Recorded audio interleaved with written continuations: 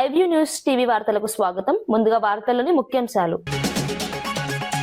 ప్రజల ఆరోగ్యం కోసం మూసీ అభివృద్ధి తప్పనిసరి అన్న రేవంత్ రెడ్డి. మూసీ పరివాహక ప్రాంతంలో ప్రజలు అనారోగ్యంతో బాధలు పడుతున్నారని వెల్లడి. మూసీ అభివృద్ధితో వేలాది ఉద్యోగాలు సృష్టిస్తామన్న సీఎం. మూసీ ప్రాజెక్టుతో పర్యాటక అభివృద్ధి లక్ష్యమని వ్యాఖ్య. ఆంధ్రప్రదేశ్పై తీవ్ర వ్యాఖ్యలు చేసిన లక్ష్మీ పార్వతి. మహిళల భద్రతపై ప్రభుత్వాన్ని ప్రశ్నించిన లక్ష్మీ పార్వతి. అత్యాచార ఘటనలపై ఆందోళన వ్యక్తం చేసిన లక్ష్మీ పార్వతి. మహిళల రక్షణకు కఠిన చర్యలు తీసుకోవాలన్న డిమాండ్.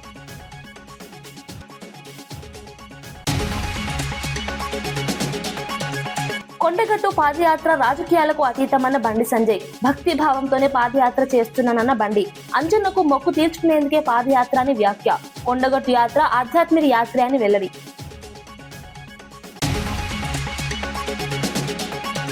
కడపలో ఇఫ్తార్ విందులో పాల్గొన్న ఎంపీ అవినాష్ రెడ్డి. రంజాన్ సందర్భంగా ముస్లిం సోదరులతో ఐక్యత వ్యక్తం. కడపలో ఘనంగా జరిగిన ఇఫ్తార్ విందు కార్యక్రమం. మత సామరస్యానికి ప్రతీకగా ఇఫ్తార్ విందులో నేతలు.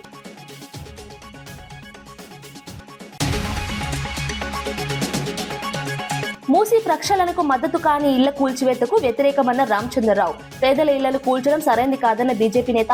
మూసీ అభివృద్ధికి ముందుగా పునరావాసం ఇవ్వాలి అన్న సూచన.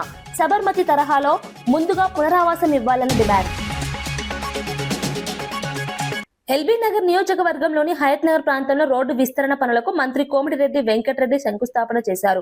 తొర్రూరు క్రాస్ రోడ్ నుంచి జీ స్కూల్ వరకు 2 లేన్ల రోడ్డును 4 లేన్లుగా విస్తరించే పనులను ప్రారంభించారు. ఈ ప్రాజెక్టు కోసం సుమారు 10 కోట్ల నిధులు కేటాయించారు. రోడ్డు విస్తరణ పూర్తయితే ప్రాంతంలో ట్రాఫిక్ సమస్యలు తగ్గుతాయని అధికారులు తెలిపారు. ప్రజలకు మెరుగైన రవాణా సౌకర్యం కల్పించడమే ప్రభుత్వ లక్ష్యమని మంత్రి పేర్కొన్నారు. ఈ సందర్భంగా స్థానిక ప్రజల సమస్యలను కూడా మంత్రి తెలుసుకున్నారు. అభివృద్ధి కార్యక్రమాలను వేగంగా అమలు చేయాలని అధికారులకు సూచించారు.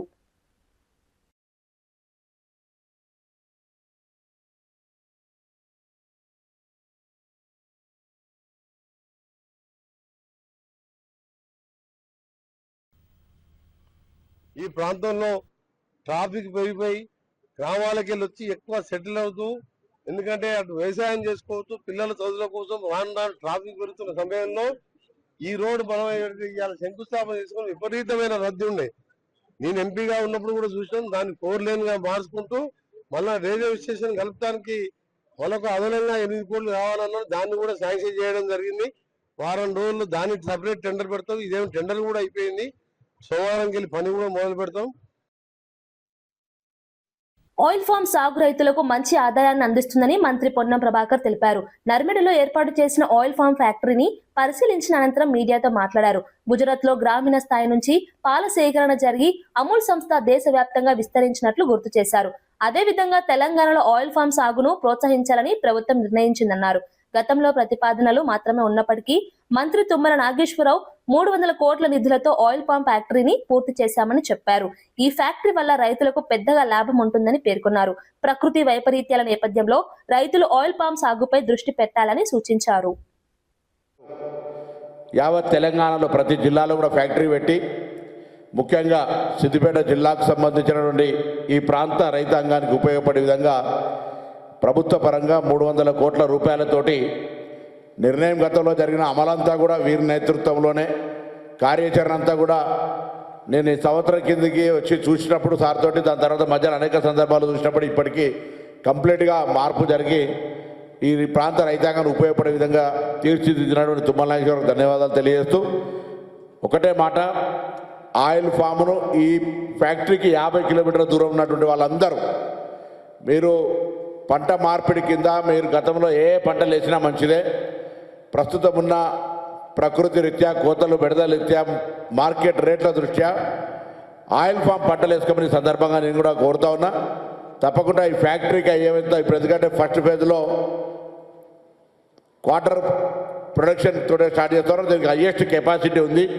ఆ కెపాసిటీ పూర్తిగా ఉపయోగించుకునే విధంగా, ఇంకా ఎక్స్పాన్షన్కి పోయే విధంగా ఈ ప్రాంత రైతులు ఆయిల్ ఫామ్ను వేయాలని కోరుతూ, దానికి సంబంధించిన అన్ని చర్యల్ని అధికారులుగా ఈ ప్రాంత ప్రజాప్రతినిధిగా తీసుకుంటామనే మాట గౌరవ మంత్రి గారికి హామీ ఇస్తూ, ఈ యొక్క ఆయిల్ ఫ్యాక్టరీకి కార్యరూపం తెచ్చినటువంటి మంత్రి గారికి ధన్యవాదాలు. ఆయిల్ ఫామ్ అనేటువంటిది ఈ ప్రాంతంలో, మా ప్రాంతంలో పండది అనేటువంటి అపోహ నుంచి తొలగించి ఆయిల్ ఫామ్ను ఆదాయ మార్గంగా చూపెట్టినట్టు మీకు ధన్యవాదాలు తెలియజేస్తాను.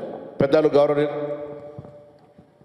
ఆంధ్రప్రదేశ్లో గృహ వినియోగ గ్యాస్ సిలిండర్ల కొరత లేదని ఎంపీ కేశినేని శివనాథ్ స్పష్టం చేశారు. రాష్ట్ర ప్రజలు గ్యాస్ సరఫరా విషయంలో ఎలాంటి ఆందోళన చెందాల్సిన అవసరం లేదన్నారు. ప్రభుత్వం గ్యాస్ సరఫరాను నిరంతరం పర్యవేక్షిస్తోందని తెలిపారు.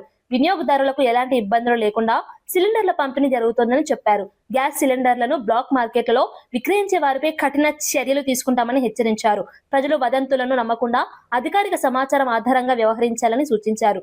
గ్యాస్ సరఫరా వ్యవస్థను ప్రభుత్వం మరింత బలోపేతం చేస్తుందని ఎంపీ తెలిపారు. ఇబ్బంది లేదు. గౌరవ ప్రధానమంత్రి గారు నిరంతరం మానిటర్ చేస్తున్నారు. పెట్రోలియం మంత్రి గారు కూడా మానిటర్ చేస్తున్నారు.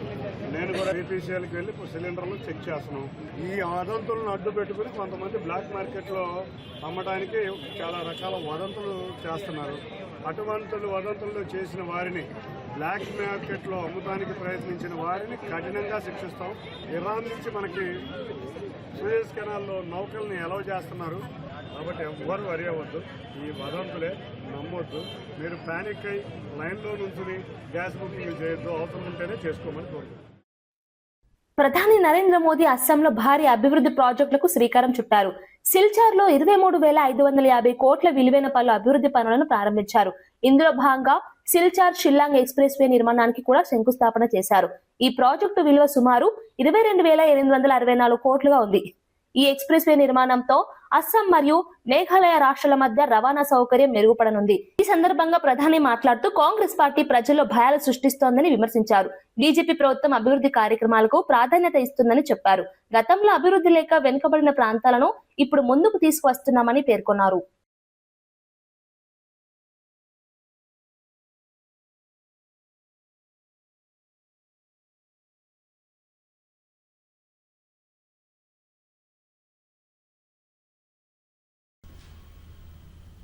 से जो स्थितियां बनी है, हमारी सरकार उससे निपटने के लिए हमारे देश के नागरिकों को कम से कम मुसीबत आए, इसलिए हो सके उतने सारे प्रयास कर रही है.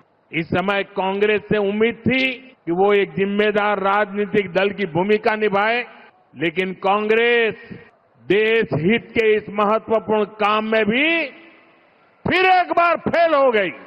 कांग्रेस पूरी कोशिश कर रही है कि देश में पैनिक क्रिएट हो, देश मुश्किल में फंस जाए और उसके बाद कांग्रेस भर भर कर मोदी को गाली दे.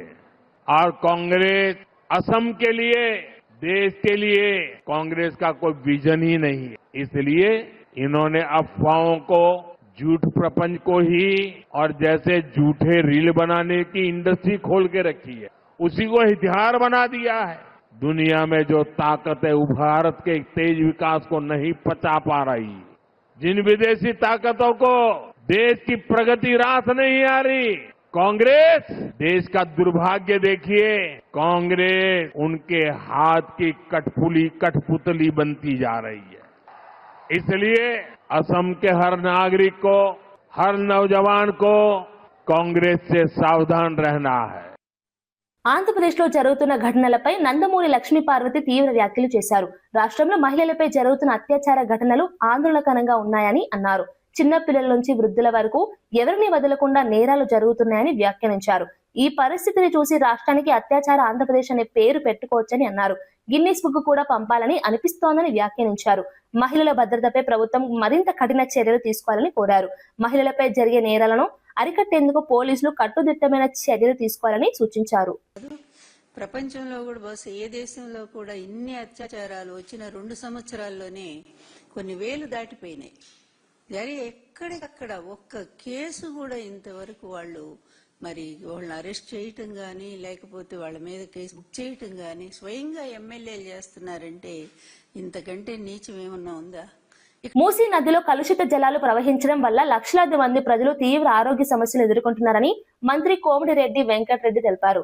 ముఖ్యంగా నల్గొండ జిల్లాలో ఫ్లోరైడ్ సమస్య కారణంగా ప్రజలు చిన్న వయసులోనే కిడ్నీ, క్యాన్సర్ వంటి వ్యాధులతో బాధపడుతున్నారని అన్నారు. కాలుష్య నీటిని దీర్ఘకాలంగా వినియోగించడం వల్ల ప్రజలు తమ వయసు కంటే పెద్దగా కనిపిస్తున్న పరిస్థితి ఏర్పడిందన్నారు. ఈ పరిస్థితిని మార్చేందుకు ప్రభుత్వం మూసీ నది పునరుజ్జీవనం కార్యక్రమాన్ని చేపట్టిందని పేర్కొన్నారు. ప్రజల ఆరోగ్యం కోసం చేపట్టిన ఈ కార్యక్రమాన్ని ప్రతిపక్షాలు రాజకీయంగా చూడకూడదని సూచించారు. ఎల్బీ నగర్ నియోజకవర్గంలోని హయత్ నగర్ ప్రాంతంలో 10 కోట్లతో రోడ్డు విస్తరణ పనులకు శంకుస్థాపన చేసిన మంత్రి ప్రజల సమస్యలను తెలుసుకున్నారు. ప్రాంతాల్లో ఇల్లు కట్టిస్తాం, ఎవరికి ఇబ్బంది లేకుండా మూసీ క్లీన్ చేస్తే 40 లక్షల మంది ఇప్పటికే ఫ్లోరైడ్తో కాళ్ళు చేతులకు 30 ఏళ్ళకే 60 ఏళ్ళు కనబడుతున్నారు నల్గొండల. వాళ్ళ కాళ్ళు కొరపోయి క్యాన్సర్లు, లంగ్స్, అన్ని రకాల రోగాలు మా నల్గొండలనే ఉంటాయి. ఈ డ్రైనేజ్ అంతా కలిసేసరికి 40 లక్షల మందికి ఇలా మా ముఖ్యమంత్రి గారు ఇచ్చిన ప్రజెంటేషన్ మీరు చూసాను కదా. ఏ మానవత్వంలో ముఖ్యమైన ప్రతి ఒక్కరైనా ఈ ప్రభుత్వాన్ని సహకరించండి. ఈ ఏ మాత్రమైన కార్యక్రమం, రోడ్లు, సంక్షేమ కార్యక్రమాలు ఇవన్నీ ఒకవైపు, మనిషిని ప్రాణాన్ని బతికించడం అంటే మామూలు విషయం కాదు. ఒక దేవునితో కూడా కాదు. ఒక మనిషి చనిపోతే ఏ దేవుడు కూడా వాపసు తీసుకురాలేదు. ఇవాళ ప్రజల ఆరోగ్యం దృష్టిలో పెట్టుకొని, పేదోళ్ళను దృష్టిలో పెట్టుకొని ఇవాళ మా మూసి శుద్ధీకరణ చేస్తున్నాం. నిన్న 4 గంటల పాటు మేమందరం అక్కడ కూర్చొని 3 గంటల 50 నిమిషాలు కదలకుండా అందరూ చూసిండు. రాష్ట్ర ప్రజలందరూ చూసిండు. ఇక్కడైనా ప్రతిపక్షాలు ఆ మూసి గురించి మాట్లాడకుండా సహకరించాలని, దాంతోపాటు ఇక్కడ ఇబ్రాహీంపట్నం, ఎల్బీ నగర్ కాన్స్టిట్యూన్సీతో పాటు ఇక్కడ గ్యాస్ కొరతపై కాంగ్రెస్ పార్టీ తప్పుడు ప్రచారం చేస్తుందని తెలంగాణ బీజేపీ అధ్యక్షుడు రామచంద్రరావు విమర్శించారు. దేశంలో ఎల్పీజీ సిలిండర్ల కొరత లేదని ప్రధాని నరేంద్ర మోదీ ఇప్పటికే స్పష్టం చేశారని చెప్పారు. సాధారణంగా రోజుకు సుమారు 55 లక్షల సిలిండర్ల డిమాండ్ ఉంటుందని తెలిపారు. అయితే వదంతుల కారణంగా ప్రజలు భయపడుతూ పెద్ద ఎత్తున బుకింగ్లు చేయడంతో డిమాండ్ 76 లక్షల వరకు పెరిగిందని చెప్పారు. ప్రజల్లో గందరగోళం సృష్టించేందుకు కాంగ్రెస్ ప్రయత్నిస్తోందని ఆరోపించారు. గ్యాస్ సిలిండర్ల బ్లాక్ మార్కెటింగ్ చేసే వారిపై కఠిన చర్యలు తీసుకోవాలని సూచించారు. కార్యక్రమంలో పలువురు నాయకులు బీజేపీలో చేరగా వారికి పార్టీ కండువాలు వేసి ఆహ్వానించారు. అమెరికా ఇరాన్ యుద్ధంలో ఉంది, సౌదీ అరేబియాతోని ఇరాన్ యుద్ధంలో ఉంది. కానీ మన దేశం పైన ఒక్కడు కూడా రాయి వేయడానికి కూడా సిద్ధంగా లేదు. అటువంటి పరిస్థితి మనకు ఉన్నది. భయపడతా ఉన్నది దేశం. మన దేశం సురక్షితంగా ఉంది అంటే, ఇక్కడ ఆర్థిక వ్యవస్థని మనం నియంత్రణ చేస్తున్నాం అంటే అది కేవలం నరేంద్ర మోదీ గారు చేయబట్టి మనం ఇది చేస్తా ఉన్నాం. మనం ముందు 5,000 కోట్లు అన్నాడు మూసి, నిన్న 7,000 కోట్లకు వచ్చేసింది. స్టార్ట్ కాకముందే 2,000 కోట్లు పెరిగినాయి. అరే ఇంకా స్టార్ట్ అయినా ఇంకెంత పెరుగుతుందో. అది కూడా ఒక ప్రాజెక్ట్ వరకే, మొత్తం కాదు. మూసీ ప్రాజెక్టుకు వ్యతిరేకం కాదు. మూసీ క్లీన్ చేయాల్సి ఉంది. మూసీలో పడేటటువంటి ఒక డ్రైనేజీని మీరు ఎట్లా ఆపుతున్నారు? అవి ఎక్కడ మీరు ఆపి ఎఫ్లూయెంట్ ట్రీట్మెంట్ ప్లాంట్ కడుతున్నారా అనేది మా ప్రశ్న. గాంధీ స్టాచ్యూ కట్టాలంటే అన్ని ఎకరాలు 100 ఎకరాలు కావాలా మీకు? పేద సిటీ మొత్తం కనబడటానికి గాంధీ గారి పైన బొమ్మ పెడతారు. అంటే సిటీ చూడడానికి అందరు గాంధీ గారి దగ్గర పోయి సిటీ చూసి కింద దాటానికి మా ఇల్లుని పోవాలా? మాకు కూడా మూసీని నుంచే చేయాలి, క్లీన్ చేయాలి. దానికి ఒక పద్ధతి ఉంటుంది. మూసీ నది ప్రక్షాళన కార్యక్రమానికి బీజేపీ మద్దతు ఇస్తుందని తెలంగాణ బీజేపీ అధ్యక్షుడు రామచంద్రరావు తెలిపారు. అయితే పేద మధ్యతరగతి ప్రజల ఇళ్లను కూల్చివేయడం మాత్రం సరైనది కాదని స్పష్టం చేశారు. మూసీ అభివృద్ధి అవసరమేనని, కానీ ప్రజలను నిర్వాసితులను చేయడం అన్యాయమని అన్నారు. సబర్మతి నది అభివృద్ధి సమయంలో ముందుగా నిర్వాసితులకు పునరావాసం కల్పించిన తర్వాతే ప్రాజెక్టును ప్రారంభించారని గుర్తు చేశారు. అదేవిధంగా మూసీ ప్రాజెక్టులో కూడా ముందుగా ప్రజలకు వసతి కల్పించాలన్నారు. గాంధీ సరోవర్ కోసం 400 నుంచి 500 ఎకరాలు ఎందుకు అవసరమో ప్రభుత్వం వివరించాలని డిమాండ్ చేశారు. ప్రజలకు నష్టం కలగకుండా అభివృద్ధి కార్యక్రమాలు చేపట్టాలని సూచించారు. కూలగొట్టడానికి అవసరం లేదు, కూలగొట్టకుండా కూడా ప్రక్షాళన చేయొచ్చు. ఒకటి. రెండోది, మాట్లాడితే సాబర్మతి మీరు చేయలేదా అడుగుతున్నారు. ఆ చుట్టుపక్కల ఉన్నటువంటి ఒక నిర్వాసితులకు వసతి కలిగించిన తర్వాతనే ప్రాజెక్టు మొదలుపెట్టారు. అయినా కూడా గాంధీ సరోవర్ కోసం మీరు 400 ఎకరాలు 500 ఎకరాలు ఎందుకు అవసరం అండి? మీరు రీఅలైన్మెంట్ చేసుకోండి. దాని మీద ఎక్కడ కూడా ఒక ఇల్లు కూడా డ్యామేజ్ కాకుండా మీరు గాంధీ బొమ్మను పెట్టండి. మంద సంతోషిస్తుందని. సోషల్ మీడియాకు కేవలం గుడ్ మార్నింగ్, గుడ్ నైట్ సందేశాలకు మాత్రమే పరిమితం చేయకుండా సమాజానికి ఉపయోగపడే విధంగా ఉపయోగించాలని హైదరాబాద్ సిపి సజ్జనార్ సూచించారు. సోషల్ మీడియా గ్రూపుల్లో సైబర్ భద్రతకు సంబంధించిన అవగాహన సందేశాలను పంచుకోవాలని చెప్పారు. వాట్సాప్, టెలిగ్రామ్ వంటి గ్రూపుల్లో సైబర్ నేరాలపై జాగ్రత్తలు తెలియజేయడం చాలా అవసరమని తెలిపారు. ప్రజలు ఆన్లైన్ మోసాలకు గురికాకుండా ముందస్తు జాగ్రత్తలు తీసుకోవాలని సూచించారు. అర్థం లేని సందేశాలు పంపడం వల్ల సోషల్ మీడియా విలువ తగ్గుతుందని చెప్పారు.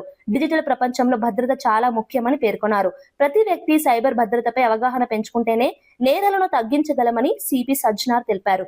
ప్రజలు బాధ్యతాయుతంగా సోషల్ మీడియాను ఉపయోగించాలని కోరారు. సైబర్ క్రైమ్ నుంచి ఒక డైలీ మనం కూడా మన వైపు నుంచి కూడా హైదరాబాద్ సిటీ పోలీస్ తరఫు నుంచి, తెలంగాణ పోలీస్ తరఫు నుంచి కూడా మీకు పుష్ చేస్తూనే ఉంటాం. ఆ మెసేజ్ ఫార్వర్డ్ చేసి ఎక్కడ అవసరం ఉంటే వాయిస్ మెసేజ్ పంపించి ఈ రోజు ఈ క్రైమ్ జరిగింది. ఎందుకంటే రోజు టెక్నాలజీ మారడంతోనే క్రైమ్ కూడా పెరుగుతుంది. నిన్నే జరిగిన క్రైమ్ ఈరోజు జరగలేదు. వాళ్ళు కూడా చాలా అప్డేట్ అవుతున్నారు. అంటే ఒక సైబర్ సెక్యూరిటీ అనేది మన ఒక భాగం కావాలి. ఎట్లా మనము అన్నం తింటానో, ఎట్లా మనం పడుకుంటానో, ఎట్లా మనము ఎక్సర్సైజ్ చేస్తానో, అట్లా ఒక హ్యాబిట్ కావాలి. మనకు కూడా ఒక డైలీ ప్రోగ్రామ్ గా మనము మెంటలీ ట్యూన్ కావాలి. అప్పుడే ఈ సైబర్ క్రైమ్ ని మనం అరికట్టవచ్చు. తెలంగాణ మహిళా శిశు సంక్షేమ శాఖ మంత్రి సీతక్క ఢిల్లీలో కేంద్ర మహిళా శిశు సంక్షేమ శాఖ మంత్రి అన్నపూర్ణదేవిని కలిశారు. నిర్భయ నిధి కింద ములుగు జిల్లాను మహిళలు బాలికల కోసం సమ్మిళిత నగరాల ప్రాజెక్టుకు ఎంపిక చేసినందుకు ఆమె కృతజ్ఞతలు తెలిపారు. ఈ ప్రాజెక్టు ద్వారా మహిళల భద్రత, గౌరవం, రాకపోకల సౌకర్యాలను మెరుగుపరిచేందుకు ప్రత్యేక మౌలిక వసతులు ఏర్పాటు చేయనున్నట్లు చెప్పారు. మెరుగైన నిఘా వ్యవస్థలు, అత్యవసర స్పందన వ్యవస్థలను కూడా ఏర్పాటు చేస్తామని తెలిపారు. అలాగే పాలనా పథకం కింద పనిచేస్తున్న క్రెచ్ వర్కర్లు, హెల్పర్ల వేతనాలను పెంచాలని కేంద్రాన్ని కోరారు. ప్రస్తుతం వారికి అందుతున్న వేతనాలు వారి బాధ్యతలకు సరిపోవడం లేదని విమర్శించారు. మూసీ నది ప్రక్షాళనను అడ్డుకుంటున్న వారు అక్కడి వాస్తవ పరిస్థితులను స్వయంగా చూసి మాట్లాడాలని ముఖ్యమంత్రి రేవంత్ రెడ్డి అన్నారు. మూసీ పరివాహక ప్రాంతంలో మురుగునీరు, దోమలు, చెత్తతో ప్రజలు తీవ్ర ఇబ్బందులు పడుతున్నారని తెలిపారు. అక్కడ నివసించే కుటుంబాలు అనారోగ్య సమస్యలతో బాధపడుతున్నాయని చెప్పారు. చిన్న పిల్లలు కూడా కలుషిత వాతావరణంలో పెరుగుతున్నారని ఆందోళన వ్యక్తం చేశారు. ప్రజల ఆరోగ్యం, భవిష్యత్తు కోసం మూసీ నది అభివృద్ధి తప్పనిసరి అని స్పష్టం చేశారు. నేను ఒకవేళ గుడిసెలలో వాళ్ళకు ఉండడానికి ఇబ్బంది అయితే రాష్ట్ర ప్రభుత్వం తరఫున మూసీ రివర్ డెవలప్మెంట్ కార్పొరేషన్ తరఫున ఆ మూసీ నది పరివాహక ప్రాంతంలో కంటైనర్ హౌస్ ఇస్తాం మీకు with all facilities other than Musi ప్రక్షాళన. ఎట్లుందో యాజ్ ఇట్ ఈస్గా వద్దంటున్న వాళ్ళందరికీ ఒక్కొక్కరికి ఒక్కొక్క ప్లేస్లో ఎవ్రీ 1/2 కిలోమీటర్ 55 కిలోమీటర్లు ఉంది. 100 మందికి నేను అకామిడేట్ చేయగలుగుతాను. 2 పక్కలైతే 200 మందికి 200 మందికి ఒక మూసీ నది పక్కన కంటైనర్ హౌస్లు ఇస్తా. ఒక 3 నెలలు మీరు అక్కడ ఉండండి. మీరు ఎందుకు వాళ్ళ జీవితాలతో చెలగాటం ఆడుకుంటుర్రు? వాళ్ళ జీవితాలలో వెలుగు రావద్దా? వాళ్ళ జీవితాలు బాగుపడొద్దా? వాళ్ళు ఈ దోమల నుంచి, మురికి నుంచి వాళ్ళు బయటపడొద్దా? వాళ్ళ పిల్లలు చదువుకోవద్దా? వాళ్ళకు వైద్యం అందొద్దా? వాళ్ళ అభివృద్ధి పదం వైపు నడవద్దా? ఈరోజు ఓల్డ్ సిటీలో ఉండే పిల్లలకు ఉద్యోగం లేదు. ఈరోజు మీరు అందరు బాగా చదువుకున్న వాళ్ళు ఏఐ వచ్చింది, వైట్ కాలర్ జాబ్స్ అని పోతాయంటున్నారు. ఓకే ఫైన్, దాన్ని మీరు ఎట్లా ఆపలేరు, మనం ఎవరం ఆపలేము. వచ్చే సాంకేతిక విప్లవాన్ని మనం ఆమోదించాల్సిందే.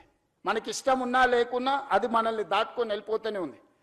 మరి వైట్ కాలర్ జాబ్స్ అన్ని పోయినప్పుడు, ఏఐ మొత్తం ఉద్యోగ అవకాశాలను ఆక్రమించుకున్నప్పుడు బ్లూ కాలర్ జాబ్స్ క్రియేట్ చేయాల్సిన బాధ్యత మన మీద లేదా?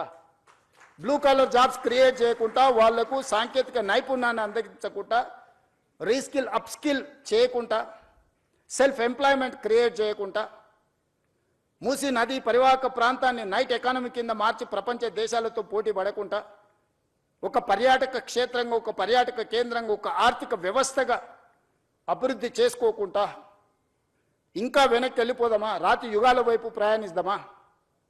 ఒకప్పుడు అడవుల్లో మనం ఆకుల అలాలు కట్టుకొని ఉండేది. తర్వాత కొంచెం బట్టలు కట్టుకునే కాడికి అట్లా ఇప్పుడు సూట్ వేసుకునే కాడికి ఇప్పుడు మోడర్న్ సొసైటీకి వచ్చినాం. ఇదంతా సమాజంలో పరిణామ క్రమంలో వచ్చిన అభివృద్ధి కదా. ఈ అభివృద్ధిని మనం అడ్డుకున్నామా?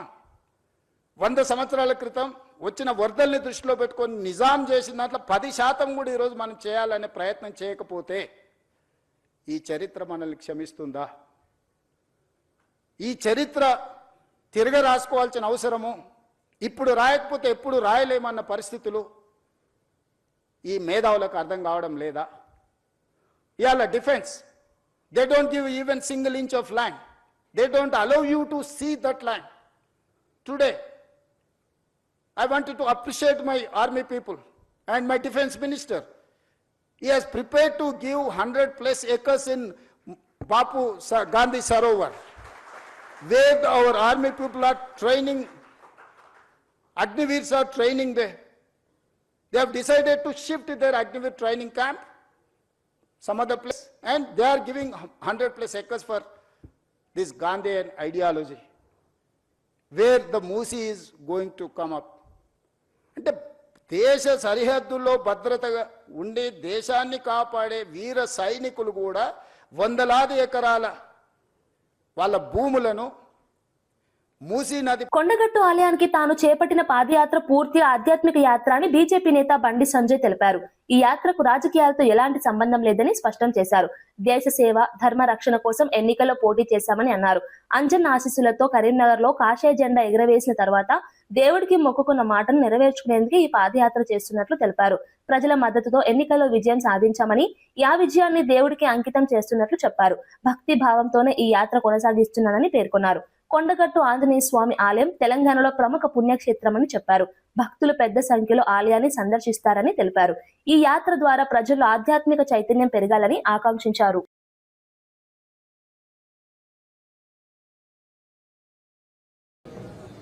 ఇది రాజకీయాలతో ముడిపడి ఉన్నటువంటి యాత్ర కాదు. ఇది ఒక మొక్కును తీసుకోవడానికి తీసుకున్నటువంటి యాత్ర.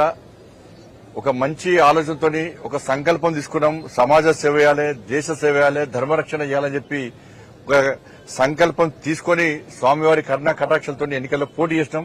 ఇలా వారి దయతో ఇలా విజయం సాధించినాం కాబట్టి ఆ మొక్కు తీసుకోవాల్సిన అవసరం ఉంది కాబట్టి ఈరోజు అంజన యాత్ర కోసం పోతున్నాం. ఇవాళ గతంలో కూడా పార్లమెంట్ సభ్యునిగా మొదటిసారి గెలిచినప్పుడు కూడా నేను యాత్ర చేయడం జరిగింది. కాబట్టి ఈ యాత్రను విజయవంతం చేయడానికి ఇలా వేలాదిగా కార్యకర్తలు తరలి వస్తున్నారు. ఇవాళ కొత్తపల్లి, రేకుర్తి, పూడూరు, కురిక్యాల, వెదిర, గంగాధర అంతా కూడా మలయాళ అంతా కూడా వారు ఆ ప్రాంతాల నుంచి వాళ్ళు యాడ్ అవుతా ఉంటారు. వాళ్ళు ఎవరికి రావద్దని చెప్పినాం. కాబట్టి 10th ఎగ్జామ్స్ కూడా ఉన్నాయి. నిన్న మీడియా కూడా ఇవ్వడం జరిగింది. 10th ఎగ్జామ్స్ పిల్లలు కూడా ఏ ఇబ్బంది కాకుండా ఉండాలని ఆశతో క్రమశిక్షణతో మీడియా, పోలీస్ అధికారుల యొక్క సహకారంతో ఈరోజు ఈ యాత్రను ప్రారంభిస్తున్నాం. మరి మీరందరూ కూడా సహకరించాలని చెప్పి మీ అందరికీ కూడా విజ్ఞప్తి చేస్తూ అంజన్న స్వామి ఆశీర్వాదంతో, మా తల్లి మహాశక్తి అమ్మవారి ఆశీర్వాదంతో, మోడీ గారు ఇచ్చినటువంటి స్ఫూర్తి, నితిన్ నబీన్ గారి యొక్క ఆదేశము, రాష్ట్రంలో రామచంద్ర గారి యొక్క నేతృత్వము, ఇవన్నీ ఈరోజు ఈ విజయ పరంపర కొనసాగిస్తున్నాం. ఏరా స్కూల్లో సెల్ఫ్ సెంటర్ వివాదంపై ఎంవీఓ రవీందర్ స్పష్టీకరణ ఇచ్చారు. ఆ స్కూల్ ప్రస్తుతం పూర్తిగా ప్రభుత్వ ఆధీనంలో ఉందని ఆయన తెలిపారు. పరీక్షల నిర్వహణలో ఎలాంటి అక్రమాలు జరగకుండా ప్రత్యేక చర్యలు తీసుకున్నట్లు చెప్పారు. స్కూల్ ను రెడ్ జోన్ గా ప్రకటించి పరీక్షా కేంద్రంగా కట్టుదిట్టమైన భద్రతా ఏర్పాటు చేసినట్లు వెల్లడించారు. విద్యార్థులు మరియు తల్లిదండ్రులు పరీక్షలపై ఎలాంటి అపోహాలు పెట్టుకోవద్దని సూచించారు. ఉన్నతాధికారుల పర్యవేక్షణలో పరీక్షలు నిర్వహిస్తున్నామని తెలిపారు. అదనపు నిఘా కోసం రెవెన్యూ అధికారులను కూడా నియమించినట్లు చెప్పారు. పరీక్షలు పారదర్శకంగా, క్రమబద్ధంగా జరిగేలా అన్ని ఏర్పాట్లు చేసినట్లు వివరించారు. విద్యార్థులు ప్రశాంతంగా పరీక్షలు రాయాలని కోరారు. ఇలాంటి అవాంఛనీయ ఘటనలు జరగకుండా విద్యాశాఖ ప్రత్యేకంగా పర్యవేక్షణ కొనసాగిస్తోందని ఎంవీఓ రవీందర్ వెల్లడించారు. తావు కూడా అనుమానాస్పదంగా ఏది కూడా ఉండదండి. టోటల్ టాప్ ప్రియారిటీగా తీసేసుకొని మా కస్టోడియన్స్, మేము, ఫ్లయింగ్ స్క్వాడ్, సిట్టింగ్ స్క్వాడ్ టోటల్గా నిన్న మొన్న విజిట్ చేసేసి ఎలాంటి అనుమానాలకు తావు లేకుండా దీన్ని కండక్ట్ చేస్తున్నామండి. ఎవరు కూడా దీనిపైన పెద్దగా టెన్షన్ పడాల్సిన అవసరం మాత్రం లేదండి. ప్రభుత్వం పూర్తి స్థాయిలో చర్యలు తీసేసుకుందండి. పవిత్ర రంజాన్ మాసాన్ని పురస్కరించుకుని కడప నగరంలోని పలు ప్రాంతాల్లో ఇఫ్తార్ విందులు ఘనంగా నిర్వహించారు. ఈ కార్యక్రమాల్లో వైఎస్ఆర్సీపీ నేతలు పాల్గొని ముస్లిం సోదరులతో ఐక్యతను వ్యక్తం చేశారు. MP Avinash Reddy, deputy CM Amzath Basha, మాజీ మేయర్ సురేష్ బాబు, ప్రస్తుత మేయర్ పాక సురేష్ కలిసి ఇఫ్తార్ విందులో పాల్గొన్నారు. నగర శివార్లలోని రామరాజుపల్లి తయ్యబ్ పాలిటెక్నిక్ కళాశాల ఆవరణలో అజం ఆధ్వర్యంలో ఈ కార్యక్రమం నిర్వహించారు. ఉపవాసం ముగించుకున్న ముస్లిం సోదరులతో కలిసి ప్రార్థనలు చేశారు. ఈ సందర్భంగా నేతలు మాట్లాడుతూ రంజాన్ మాసం ప్రేమ, సహనం, సహాయ స్ఫూర్తిని పెంపొందించే పవిత్ర కాలమని తెలిపారు. మత సామరస్యాన్ని కాపాడుతూ సమాజంలో ఐక్యతను పెంచుకోవాలని పిలుపునిచ్చారు. ముస్లిం సమాజ అభివృద్ధికి ప్రభుత్వం కట్టుబడి ఉందని పేర్కొన్నారు. ఈ కార్యక్రమంలో స్థానిక ప్రజలు, ముస్లిం పెద్దలు, యువకులు పెద్ద సంఖ్యలో పాల్గొన్నారు.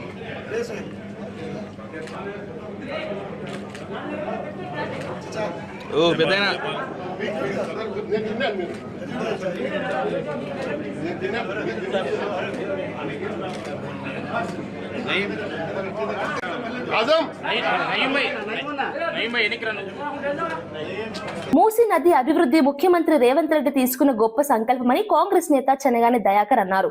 మూసీ నది పునరుజ్జీవనం కోసం ప్రభుత్వం రూపొందించిన ప్రణాళికలు భవిష్యత్తులో హైదరాబాద్ నగరానికి ఎంతో ఉపయోగపడతాయని తెలిపారు.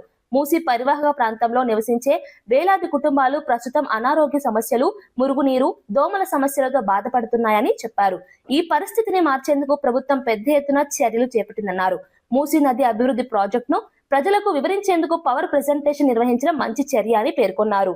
ఈ ప్రాజెక్టు వల్ల పేద ప్రజలకు కూడా మెరుగైన జీవన పరిస్థితులు ఏర్పడతాయని తెలిపారు. మూసీ ప్రాజెక్టుపై అనవసరమైన విమర్శలు చేయకుండా వాస్తవాలను గుర్తించాలని ప్రతిపక్షాలకు సూచించారు. ప్రజల ఆరోగ్యం, నగర అభివృద్ధి కోసం చేపట్టిన ఈ కార్యక్రమాన్ని రాజకీయంగా చూడకూడదని చెనగాని దయాకర్ కోరారు.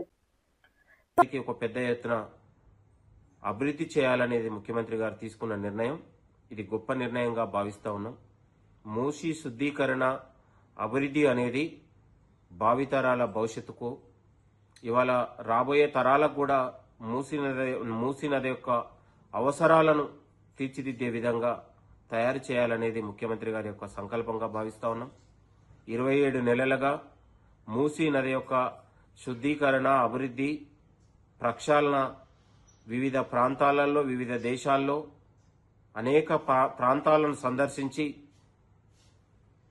అక్కడ ఉన్నటువంటి పరిస్థితులను తీసుకొని ఆ తరహాలో కూడా ఇవాళ సింగపూర్, జపాన్ టెక్నాలజీతోని ఇవాళ మూసీ నదిని అభివృద్ధి చేయాలనేది ముఖ్యమంత్రి గారు తీసుకున్నటువంటి నిర్ణయం. ఇది మానవ మనుగడకు వేసినటువంటి పెద్దపీటగా మనం భావిస్తా ఉన్నాం. ఇవాళ ఈ మూసీ నది శుద్ధీకరణ కావచ్చు, అభివృద్ధి కావచ్చు, దీనిపైన హరీష్ రావు గారు ప్రతిపక్షాలకు కూడా కనువిప్పు కలగాలి, జ్ఞానోదయం కలగాలి. నిన్న జరిగినటువంటి పవర్ ప్రజెంటేషన్లో ప్రతిపక్షాలు కూడా కనువిప్పు కలిగేలా ఉంది. దీన్ని కూడా అర్థం చేసుకొని మూసీ నది అభివృద్ధిలో అందరం కూడా భాగమై ఇవాళ మానవ మనుగడకు తీసుకున్నటువంటి ఈ అభివృద్ధిలో మనందరం కూడా భాగమై భావితరాల భవిష్యత్తు నిలబెట్టే విధంగా, పర్యావరణానికి పెద్దపీట వేసే విధంగా, ప్రకృతిని కాపాడే విధంగా మనందరం కూడా కలిసి రావాలి అనే విధంగా అందరికీ నేను కోరుతా ఉన్నాం. ఈ మూసీ నది అభివృద్ధిలో కుట్రలు, కుతంత్రాలు, విష ప్రచారాలు మానుకొని ఇవాళ ప్రజల యొక్క అవసరాలకు అనుగుణంగా చేస్తున్నటువంటి ప్రాజెక్టు, దీని అందరం కూడా స్వాగతించాలని కూడా కోరుతా ఉన్నాం. ఇవాళ ప్రపంచ దేశాలు గర్వపడే విధంగా, ప్రపంచంలో ఎక్కడ లేని విధంగా ఇవాళ గాంధీ సరోవరు, గాంధీ విగ్రహం అనేది తెలంగాణలో ఇవాళ పెట్టడం అనేది కూడా అది మనందరం కూడా తెలంగాణ రాష్ట్రానికి గర్వకారణంగా మనం కూడా భావిస్తా ఉన్నాం. కాబట్టి ప్రతిపక్ష నాయకులారా, ఈ మూసీ అభివృద్ధిలో పేద ప్రజల్ని ఉసిగొల్పే విధంగా విష ప్రచారాలు చేసి తప్పుడు కథనాలు, తప్పుడు ప్రచారాలు చేసే విధంగా మానుకొని ప్రజల అవసరాలకు భవిష్యత్తు నిలబెట్టే విధంగా, భావితరాలకు భవిష్యత్తుని ఇవ్వాలనే ఆలోచనతోని ముఖ్యమంత్రి గారి యొక్క సంకల్పాన్ని మనందరం కూడా గౌరవించి తెలంగాణ ప్రజాపాలన తీసుకున్నటువంటి నిర్ణయంతో పాటు ఇదొక మరొక 300 ఏళ్లు మూసీ నది యొక్క సాగునీరు అవసరాలు పెంచే విధంగా ముఖ్యమంత్రి గారు తీసుకున్నటువంటి నిర్ణయంతో భావితరాల భవిష్యత్తుని కాపాడుతుంది. ఇవాళ మానవాళికి, మానవ మనుగడకు, ప్రకృతికి, పర్యావరణానికి పెద్దపీట వేస్తుంది అనేది కూడా మనందరం కూడా కోరుతూ, దయచేసి ఈ రాజకీయాలు మానుకొని మూసీ అభివృద్ధిలో మనందరం కూడా భాగం కావాలని కూడా కోరుతా ఉన్నాం. మూసీ పక్కన నివసించే ఏ పేద ప్రజలకు అక్కడ ఉన్నటువంటి అన్యాయం జరగకుండా ముఖ్యమంత్రి రేవంత్ రెడ్డి గారు న్యాయం చేస్తారనే విశ్వాసం మనందరికీ ఉంది. ఈ యొక్క ప్రకృతి ప్రేమికులు కావచ్చు, పర్యావరణ ప్రేమికులు కావచ్చు, ప్రజాస్వామ్యవాదులు కావచ్చు, అందరూ కూడా ఈ యొక్క గొప్ప సంకల్పంలో అందరూ కూడా భాగమై ఈ యొక్క మానవాళికి జరుగుతున్న, ప్రకృతికి జరుగుతున్నటువంటి అభివృద్ధిగా మనందరం కూడా చూడాలని కూడా కోరుతా ఉన్నాం. థ్యాంక్ యూ, నమస్తే. వార్తలు ముగించే ముందు ముఖ్యాంశాలు మరోసారి. ప్రజల ఆరోగ్యం కోసం మూసీ అభివృద్ధి తప్పనిసరి అన్న రేవంత్ రెడ్డి. మూసీ పరివాహక ప్రాంతంలో ప్రజలు అనారోగ్యంతో బాధలు పడుతున్నారని వెల్లడి. మూసీ అభివృద్ధితో వేలాది ఉద్యోగాలు సృష్టిస్తామన్న సీఎం. మూసీ ప్రాజెక్టుతో పర్యాటక అభివృద్ధి లక్ష్యమని వ్యాఖ్య. ఆంధ్రప్రదేశ్పై తీవ్ర వ్యాఖ్యలు చేసిన లక్ష్మీ పార్వతి. మహిళల భద్రతపై ప్రభుత్వాన్ని ప్రశ్నించిన లక్ష్మీ పార్వతి. అత్యాచార ఘటనలపై ఆందోళన వ్యక్తం చేసిన లక్ష్మీ పార్వతి. మహిళల రక్షణకు కఠిన చర్యలు తీసుకోవాలన్న డిమాండ్.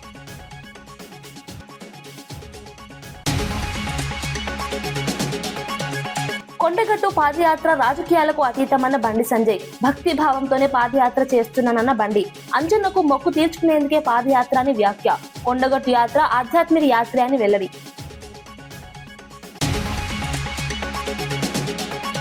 కడపలో ఇఫ్తార్ విందులో పాల్గొన్న ఎంపీ అవినాష్ రెడ్డి రంజాన్ సందర్భంగా ముస్లిం సోదరులతో ఐక్యత వ్యక్తం. కడపలో ఘనంగా జరిగిన ఇఫ్తార్ విందు కార్యక్రమం మత సామరస్యానికి ప్రతీకగా ఇఫ్తార్ విందులో నేతలు.